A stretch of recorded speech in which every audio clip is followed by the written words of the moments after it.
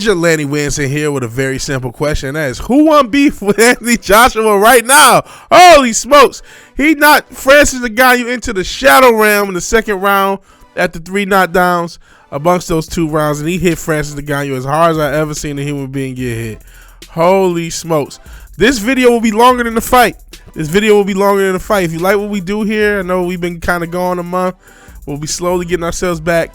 Please leave a like, leave a share, or you can't leave a share, but if you were so obliged to share or subscribe, I would appreciate it. We're getting close to 300, subs. So yeah, man, there's a lot to think about. There's a lot to unpack after this fight. Like I said, only went 2 rounds. AJ was extremely patient. I definitely think he had an advantage over Fury, who we'll definitely get into later, because he knew what he was dealing with. He absolutely gave the threat of Francis Ngannou the adequate amount of respect. He didn't throw that many punches. He didn't need that many punches. And man, the last 2 knockdowns especially, he hit him hard. Honestly, I thought the ref was going to stop it after the second knockdown, not the first one. The first one was kind of a little bit more of a flash knockdown. And I thought, man, after that second one, the ref might stop it. He didn't, and it was the next punch. He was done. And then the ref gave an immediate stoppage. Oh, man. Forward him, landed on his leg. Very vicious. Still want to shout out Francis for even doing it. This almost put me in mind of Marcos Maidana and Floyd Mayweather. You're like, what? When I first saw Marcos Maidana, I thought what would happen in the second fight would have happened in the first fight. I thought that Floyd was too slick and Marcos was too aggressive, and that he would just get counterpunched and he would miss and be made to miss and made to look foolish. That's not what happened, if you guys remember. Marcos Maidana put the beats on Floyd, even if Floyd won the boxing match. I don't think he won the fight. That's another can of worms for another day. And in similar fashion, I'm a guy who thinks the guy you beat Fury. You know what I mean? In the 10 round. I know it was a 10 round exhibition. But I thought most of those rounds he did a better job. And he had the knockdown in the dominant 8th round. But we thought going into that fight that Francis has never boxed before. Tyson Fury's this superior boxer and whatnot, and that he'll make Francis look foolish. That's what we thought, but that's not what happened. What happened is Tyson Fury just gave him no respect, basically didn't train, showed up to camp, fresh out the bar, and barely held on to his head. You know what I mean? In this case, Anthony Joshua, who really was supposed to be fighting Deontay Wilder in this spot, and who has everything to gain and lose because he's trying to build himself back to be a championship contender and get at, if we ever do get a undisputed, be, the #1 contender for that undisputed or for any of those titles if they should break up, whatever the case may be. He's trying to become a champion again, and he has that type of focus. Like I said, he was so patient. He did not want to make a mistake and get hit by Ngannou, and anytime he saw an opening, man, he attacked, and it didn't take much, man. And you remember, Anthony Joshua used to knock motherfuckers out. I forgot about that. He used to hit people really fucking hard and put them the fuck out. I know even after the first knockdown, they were saying, oh man, he didn't go in for the kill. He was patient. He respected Ngannou's power, something that Tyson Fury didn't. So now, a lot of people don't like triangle theories, and for good reason.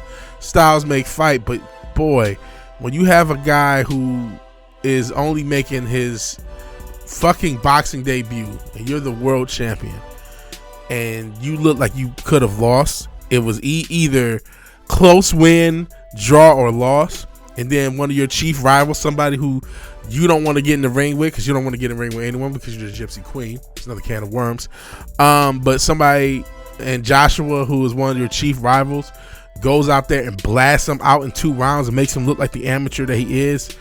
It doesn't reflect well on you. Even if triangle theory means something, even if he learned something from watching you fight him, because he clearly did. There's now film of Francis Ngannou in the boxing ring, and so he gave him the adequate amount of respect, and he saw his opportunities and he took them, and that's why Joshua was able to do what he did. Unreal knockdown. Unreal. If you haven't seen it, I'm sure you probably have seen clips. If you're watching this video, watch him again. Unreal. So, I mean, goodness, it's hard to think of. I don't think anybody lost more than Tyson Fury from that type of just dominant performance by Joshua. But boxing has kept its skirt.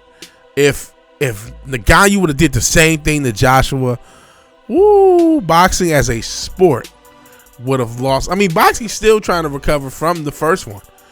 Still trying to recover. The sport of boxing needed Anthony Joshua to do that. Seriously.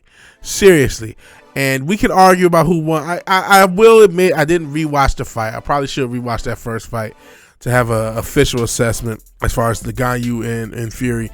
But it on the night, I thought that Ngannou won. I did, but he's damn sure didn't win tonight. I still want to see Francis fight, though. I don't want to just give up on this experiment. Maybe he needs to fight a Derek Chisora or somebody like that. I heard Dillian White might be coming back. Maybe fight lower level guys. Really, those aren't still pretty high level for an amateur. You know what I mean? Really, he maybe want to go a step lower than that if he really wants to build himself up for boxing. I'm not sure. What he wants to do. Maybe it's time to go back to MMA and go into PFL and see what type of fights they can make for you. I heard he said, at least on Joe Rogan, that PFL would be willing to do a co-promotion with UFC. Now, we know Dana's not going to do that. We know UFC is not going to do that because that's just not the way they do things. I wish they would, but it's just not been the way they handle things. So maybe going back to MMA is the goal in the near future. I still want to see him in the boxing ring if the right fight is made, even after this unreal knockdown and knockout. I don't want him to give up, but if he does, that's understandable. He had 2 fights with 2 of the best in the world. That's your first 2 fights. That ain't easy. So Francis deserves credit, and of course AJ deserves credit. It's like, okay, all the stuff we've talked about AJ,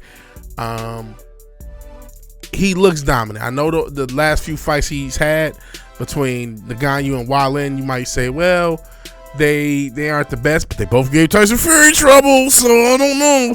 So in any event, I've rambled long enough. I did ramble longer than the actual fight was. You tell me, what do you think about Anthony Joshua and Ngannou? What do you think it means to Fury? Do you actually think we'll ever see Joshua Fury? And how would you have that fight going? Let me know in the comments. And anything else you got to say, please let me know. If you like the video, please like the video. If you're so obliged to share and subscribe, please do that. Even if you do none of these things, thank you for watching. Thank you for your time. Good night and God bless. I'll talk to you guys later. Peace.